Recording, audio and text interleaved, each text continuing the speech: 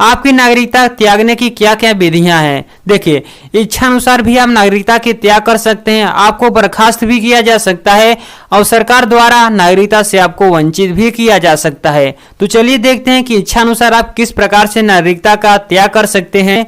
देखिए, जो भी व्यक्ति पूर्ण आयु क्या हो, मतलब लगभग 18 साल प्लस हो, और अगर वह भारत का नागरिकता की त्याग करना चाहता है तो भारत की नागरिकता का त्याग कर सकता है। अगर वह नागरिकता का त्याग करता है और उसके बीवी बच्चे हैं, तो अगर वह व्यक्ति की नागरिकता खत्म की जा रही है, वह व्यक्ति इच्छा अनुसार नागरिकता का त्याग कर दे रहा है, तो उसके जो बीवी बच्चे हैं उसकी भी नागरिकता का त्याग कर दिया जाएगा। अगर वह बच्चा भारत में 18 साल से कम है तब उसकी नागरिकता का त्याग किया जाएगा। अगर वह बच्चा 18 साल के बाद है, अगर वह भारत में रहना चाह रहा है तो वह नागरिक भारत का रह सकता है। तो ये पॉइंट ध्यान रखिएगा, अपनी इच्छानुसार भी नागरिकता का त्याग किया जा सकता है। अगला है बर्खास्त द्वारा नागरिकता का त्याग। कोई व्यक्ति सिर्फ एक ही देश का नागरिक रह सकता है। अगर वह भारत का चाहे तो भारत का नागरिक रह सकता है, अगर अमेरिका का चाहे तो अमेरिका का नागरिक रह सकता है। अगर वह सोचे कि हम अमेरिका का भी नागरिक रहें और भारत का भी नागरिक रहें तो यह नहीं हो सकता। कोई व्यक्ति भारत में सिर्फ एक ही देश का नागरिकता रह सकता है, या वह भारत का रह ले या अमेरिका या किसी अन्य देश का रह ले।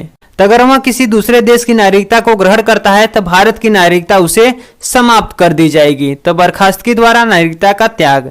अगला है सरकार द्वारा वंचित किया जाना। कई ऐसे शर्तें होती हैं जिससे सरकार आपको नागरिकता से वंचित कर सकती है।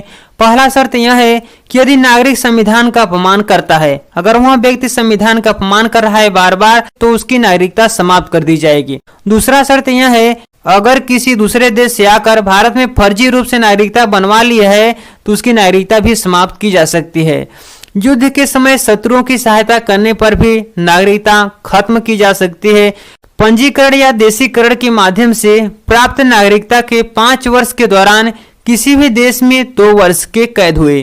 तो थोड़ा इसको ध्यान से समझिए। देखिए, मान लो कोई विदेशी व्यक्ति है, भारत की नागरिकता ले ली है। भारत की नागरिकता लेने के 5 वर्ष तक, 5 वर्ष के अंदर कोई भी दूसरा देश उससे कोई सजा सुना देती है तो भारत उसकी नागरिकता समाप्त कर देगी। अगला है 5वां, नागरिक 7 वर्षों से लगातार भारत से बाहर है। कोई भी व्यक्ति अगर 7 वर्षों से भारत से बाहर किसी दूसरे देश में है तो उसकी नागरिकता समाप्त की जा सकती है। अगर कोई विदेश गया है काम करने के लिए सरकार से परमिशन लेकर तो उसकी नागरिकता नहीं समाप्त की जाएगी। लेकिन ऐसे ही अगर कोई चला गया है विदेश और तो 7 वर्षों के बाद उसकी नागरिकता समाप्त कर दी जाएगी। नागरिकता संशोधन अधिनियम 2019, इसको भी पढ़ लेते हैं। देखिए, इसको जो पेश किया था अमित शाह, उसमें गृह मंत्री थे। इन्होंने लोकसभा में 11 दिसंबर 2019 को पेश किया था और 12 दिसंबर 2019 को इस पे राष्ट्रपति का साइन हो गया। इसको पेश करता कौन है? अमित शाह, जो गृह मंत्री थे।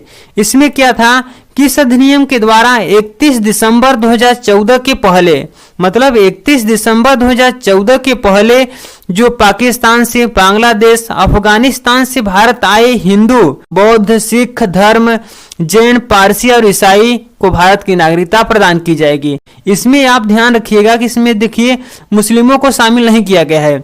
अगर कोई व्यक्ति मुसलमान है, पाकिस्तान से भारत आया हुआ है 2014 से पहले, तो उसे भारत की नागरिकता नहीं दी जाएगी।